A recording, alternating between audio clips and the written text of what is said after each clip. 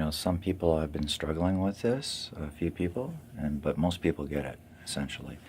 The sub-iteration sequence series set, whatever.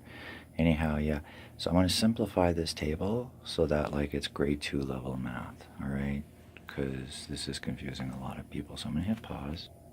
Okay, we're going to start off again. This time we got rid of the 1 and we got rid of the 2, okay?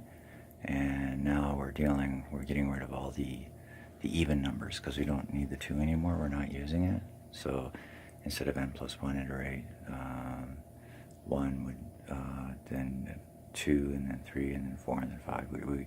We got rid of all the even numbers. So we just have the odd numbers now by using n plus 2. And we only know 3. So n plus 2 is 3 plus 2 is 5. And then 5 plus 2 is 7, 7 plus 2 is 9, and then 11, and then 13, 15, blah, blah, blah, blah, blah, blah, blah, right?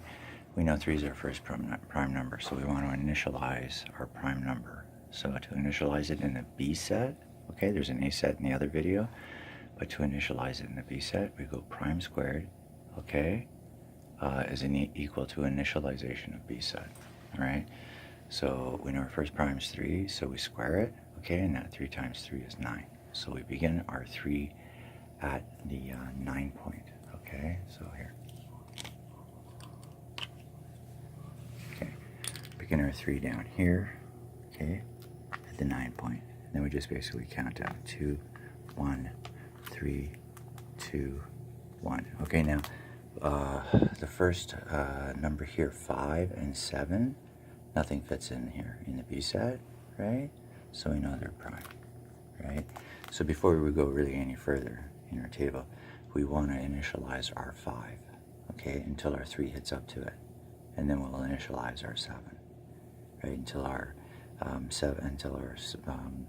our numbers hit up to it, and then we'll initialize our next prime after that, okay?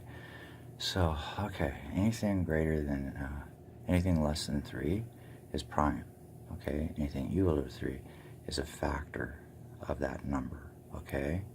So you can circle the factors if you like or whatever, I really don't care. I'm going to initialize 5 right now, so 5, which is a prime number, 5 squared is equal to 25 in the B set, right? So I go down to the number 25, right? And I initialize my 5 here at the 25 mark here. There it is, okay? All right, okay. And so basically, yeah, you just basically loop down. You go 3, 2, 1, 3, 2, 1, and then 3, and then 2, and then you got a 1. But we've got our 5 initialized here. Or now that we've hit our 5, we would initialize our 7 because we know 7's prime, right? And that would be 49, but it's not on our chart, so we're just going to leave it. Okay.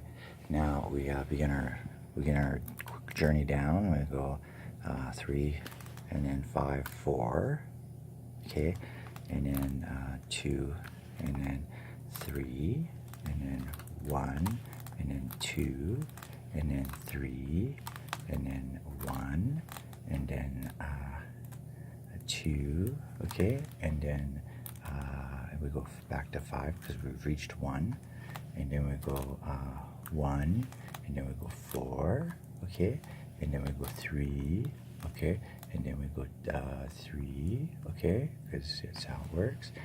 Okay, now anything that's greater than, we got our 5 set here too. This is our 5 in the B set, okay. Anything that's greater than the B set is a prime, okay, so long as the values, I'll show you how to do this here. Essentially, this is real simple. So 3 is a factor of 9, 3 is a factor of 15, okay? 3 is a factor of 21, 3 is a factor of 27. So this is not the Sive of Eratotenise, okay? Sive of Eratotenise doesn't do factoring, right? And we're using the lowest common prime factors in the B set value, okay? So this is not the Sive of Eratotenise. He only deals with primes, okay? This one works faster than the Sive of Eratotenise, because computers suck at division, all right? This sucker here rocks. It only uses subtraction, essentially, and it finds and spots all its primes. So we're going to look for our primes now. So basically, we know 11 is a prime because it's a 2. 13 is a prime because it's a 1. 15 factors. 17 is a prime because it's 2. 19 is a prime because it's 1. 21 factor is 3 is equal to b. Okay, set, so it's not prime. This sucker's prime. This sucker's not prime because we got our 5 here, right? Initialized. So this factors into 25. Even though this is a 1, this guy still factors, so it's not prime. But this one, same thing. 3 is equal to 3. Okay, so this one factors into here, so we know that 27 is not prime.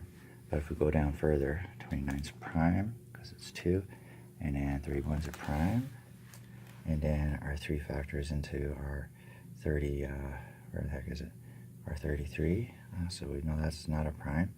And then we go back here, and then we got our 5 again. That's another factor because that 5 matches our 5 up here.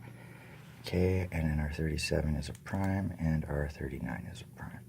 Okay, so we basically just loop down really fast.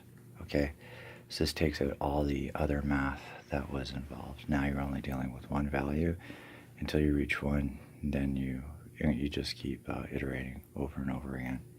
And you initialize every time you've hit a 5, right? When I've initialized my 5, and I've hit my 5, I've reached it with my 3, then I would initialize my 7, right? Which would be 49. And then I just keep doing that pattern over and over again. That cracked PGP. That's, I guess, as simple as I can get. Okay, it's very simple math, and you find all your factors as well. So I get all my prime numbers, and I get all my factors. And every time I find a prime number, I stick it in the register up here. Okay, so I'd have a 7 up here, you know, but it's not initialized yet. Okay, well, it would have been initialized once I've reached it down here. At the very first, I initialize a 7 till I reach the 7, and then I reach it, and then I initialize the 11, and that's the most efficient method I could possibly think of. I can't go any further than that.